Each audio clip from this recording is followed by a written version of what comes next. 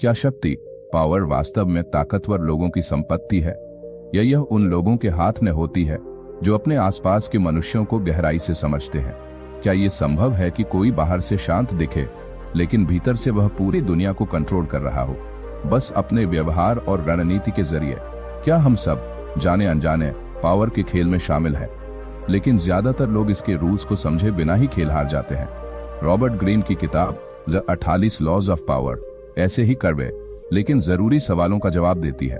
यह किताब आपको सजग बनाती है, न केवल दुनिया को समझने के लिए बल्कि खुद को उन सटल छिपी हुई साइकोलॉजिकल लड़ाइयों से बचाने के लिए जो हर दिन साइलेंटली आपके चारों ओर हो रही होती है।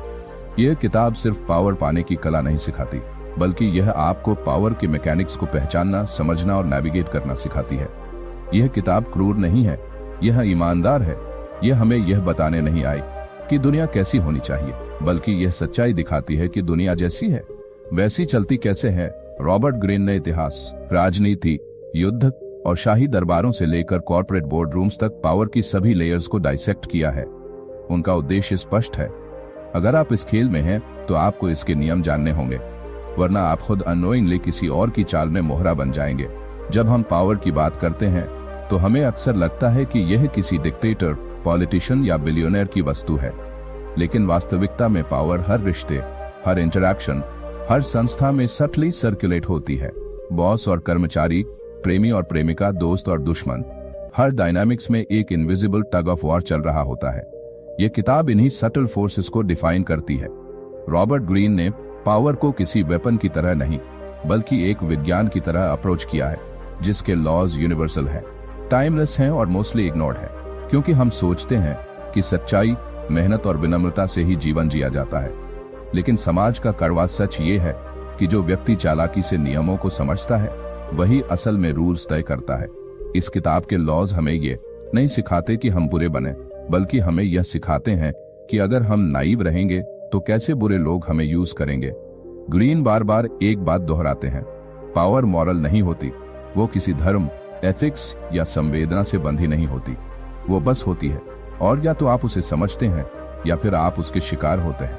किताब हमें दिखाती है कि इल्यूजन ऑफ पावर कैसे क्रिएट किया जाता है, कैसे कभी कभी कम बोलना आपको सबसे ज्यादा इन्फ्लुएंशियल बना सकता है, कैसे अपनी बातों को मिस्ट्री में रखना लोगों को आपके बारे में सोचने पर मजबूर करता है, कैसे खुद को स्पॉटलाइट से बाहर रखकर आप दूसरों की गलतियों से सीख सकते हैं और अल्टीमेटली बिना सामने आए कंट्रोल हासिल कर सकते हैं। रॉबर्ट ग्रीन ने हमें यह भी सिखाया कि कभी भी मास्टर से ज्यादा स्मार्ट दिखने की गलती न करें, क्योंकि पावर उन लोगों को पसंद नहीं करती जो अपने से नीचे के व्यक्ति को सुपीरियर बना दें। यह ईगो का खेल है और यह हमेशा रहता है, चाहे आप किसी भी क्षेत्र में हों। एक और अत्यंत गहरा इंसाइट है, हमेशा अपने इरादों को छुपा कर रखें। हमारी दुनिया में ट्रांसपेरेंसी की बहुत बात होती है, लेकिन असली खेल वही जीतते हैं जो अपनी चालें सिर्फ समय आने पर खोलते हैं। रॉबर्ट ग्रीन के अनुसार जब लोग आपको समझ नहीं पाते तो वे आपसे डरते हैं, और डर रिस्पेक्ट में बदल सकता है। और शायद यही इस किताब की सबसे खतरनाक बात भी है, यह आपको वो सिखाती है जो समाज नहीं सिखाता। ये किताब एक ऐसी किताब है जिसे पढ़ते हुए आप अनकंफर्टेबल महसूस करेंगे, क्योंकि इसमें सच की परतें हैं जो आपको अपने ही अनुभवों की याद दिलाएंगी। आपको याद आएगा कैसे किसी ने आपकी नजरें चुराकर पोजीशन पाई, कैसे आप किसी की लॉयल्टी के इल्यूजन में फंसे रहे, कैसे आपने खुद अपनी भावनाओं से अपने ही पावर खो दी। रॉबर्ट ग्रीन की यह किताब आपको सिखाती है कि फीलिंग्स आर ऑफन वीकनेसेस और इमोशंस के बिना डिसीजंस लेना ही पावर का मूल है।